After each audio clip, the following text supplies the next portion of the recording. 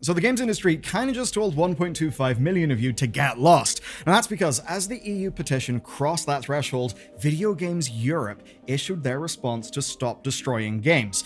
And it's quite fun. Now, you may not know who this group are, but you probably know who the ESA are. That's the US games industry body. They've been involved in all sorts of fun things like crushing game preservation efforts. Anyway, Video Games Europe is essentially the EU version of that. And their message is fairly simple, that if this all succeeds and goes through, that online games would become prohibitively expensive to develop, that developers might abandon Europe entirely, and that it would force the likes of private servers, which could be sketchy, which could steal your data and lead to scams. And if that sounds familiar to you, I wouldn't really be surprised. I mean, this is basically the same playbook that gets wheeled out every time there's some sort of consumer body that's demanding some change. It's essentially worst case scenarios, fear tactics, corporate panic, all that fun stuff. Now, if you skim the news, you know the data stories hit us every week. Like, say, when British Telecom had a breach that exposed loads of my family. That was cool, and it's why I love today's sponsor, Incogni, who actually just got even better. So, their core service already scrubs your data from more than 250 broker sites and keeps it down with continuous suppression sweeps. But the new unlimited plan adds a feature called custom removals. Here's how it works. You spot your details anywhere online, you paste the URL into your Incogni dashboard, and their privacy team files the legal takedown. And then, in about 45 days, that page is gone. There are no limits and submissions for this feature. You can just keep on feeding links until your search results are nice and spotless the way that you want them. And I just think of this as like routine maintenance for my digital life. And if you want that same peace of mind, head to incogni.com/Bellular News. You'll get 60% off the annual unlimited plan, gives you a nice clean slate, keeps you secured, and that's why I highly recommend them. Here's the thing today. We can't just go purely full-on us versus them. For harmony, what we need is balance. Balance between players, devs, and publishers. If any one gets too powerful, then the others, of course, suffer. And we get evidence of this all the time within games. For just one example of that imbalance, take a look at what Microsoft recently did. They essentially pulled a whole bunch of their contracts with third-party game developers, right? And from what we understand, purely this is because of them making strategic changes. Now, there was no clause in those contracts to protect those developers, meaning that some are now at risk of closure. My point essentially being the power imbalance is so bad that even a big contract like that does not have protections for a no-fault termination for a development studio. That's one example of the imbalance, and for many people, the whole point of Stop Killing Games is essentially that same imbalance again. Devs get screwed, consumers get screwed, and in so many cases, the ESA and Video Games Europe, at their worst, are just pushing for more power to the larger interests, to the larger publishers, the ones that I think everyone would argue do have too much power relative to everyone else right now. I don't want these publishers to go bust, but I do want balance. And that's why I'm keen to see this movement through, to see where it goes. And it's why today's video exists, because now that there's been so much buzz, it's actually time to talk about what happens next, because the real fight hasn't even started. Let's hit the two things that Video Games Europe dropped, which basically are a statement and a policy paper. They kind of cover the same thing. And what they basically do, right, is restate current law. Essentially, that being that games are licenses. You don't own them. It's just a license, and that even does include a physical copy of a game. Now, they say that's both why they can patch games, update them, do all that good stuff, and also why services can be ended under current consumer law, because it's just a license to access a service, not a thing that you own. Now, their core argument about why changing that would be really bad is essentially cost. Basically, they're saying that compliance with the sorts of rules that I guess a maximalist interpretation of Stop Killing Games would want, that would make making online games prohibitively expensive, which would essentially mean less of those get made. They say it would curtail dev choice, right, in terms of genre type of game, and maybe even cause some devs to choose to avoid Europe entirely. Because they'd essentially have to work out, do we go into Europe and then take all of these other hits in every other market? This is basically saying they may not do that, and if you're in Europe, you won't get a bunch of games.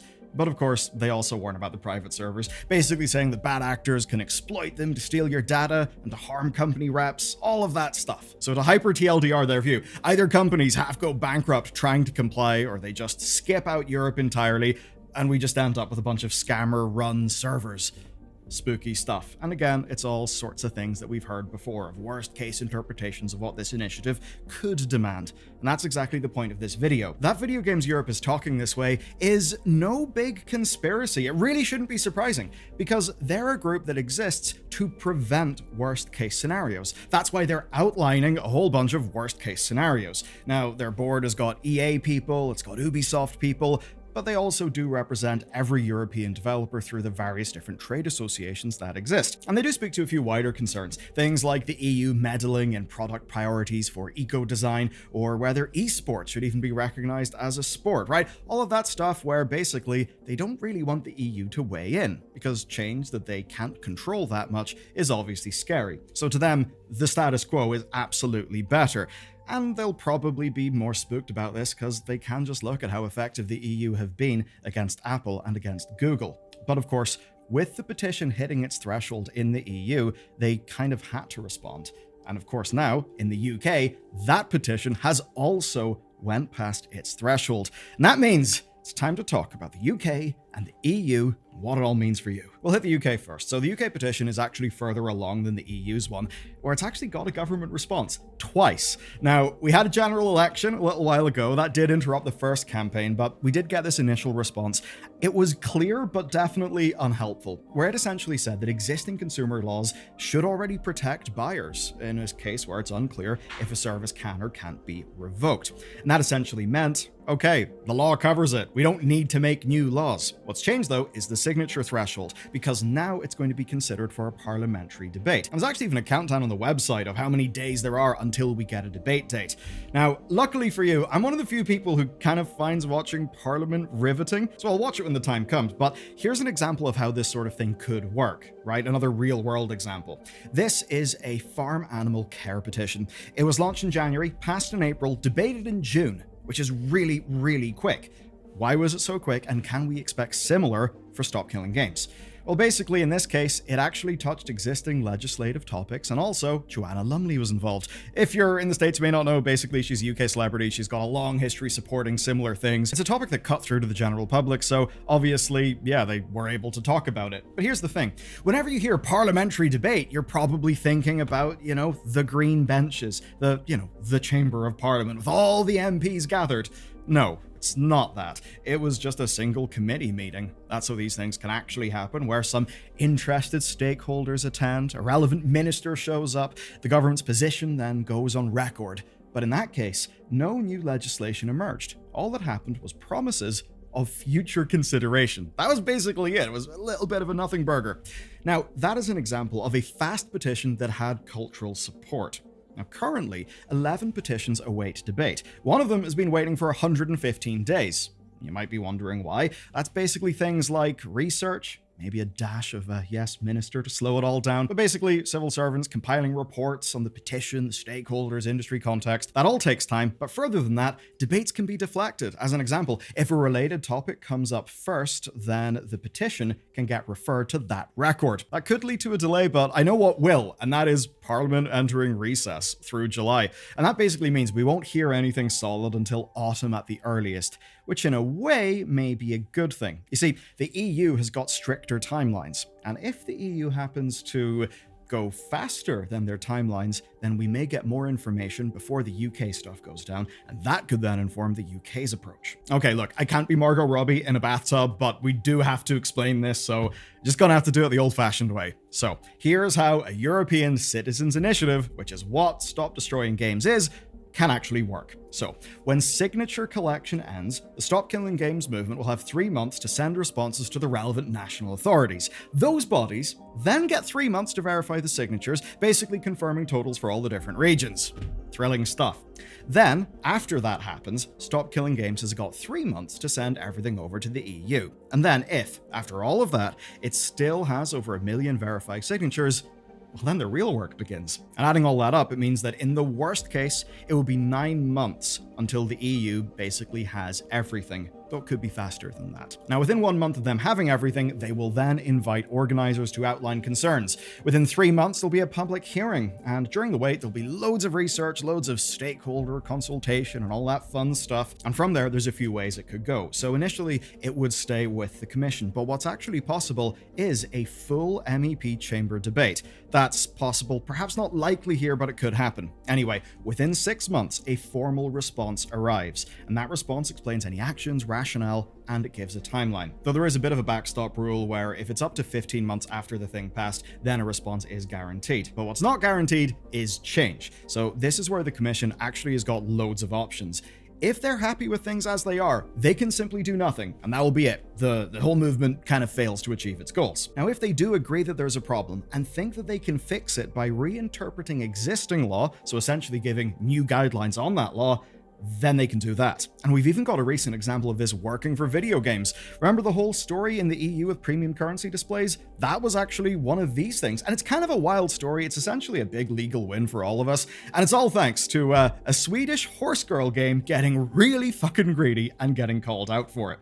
So that can happen. Or of course, there's the other option of just proposing new legislation. And that's where things would get even more complex. Of course, new legislation means new research is needed, and that means public consultations, impact assessments, very, very fun stuff, and then votes from the EU Parliament and Council. And that is, of course, when Video Games Europe would absolutely be stepping up any of their lobbying efforts. But regardless, in both the cases of the UK and the EU, getting a decision will take time. And even after a decision comes, that is not actually the end. Okay, so one of the big goals of this video is basically explaining to you how this kind of thing actually works so we can all understand it. So to do that, we took a look at the other EU petitions, and of the 119, 10 of them passed. And examining them, one thing is abundantly clear. These things do not move quickly. So here's the working example we're going to go through. It's the End the Cage Age petition. It passed late 2019, but it wasn't answered until mid-2021.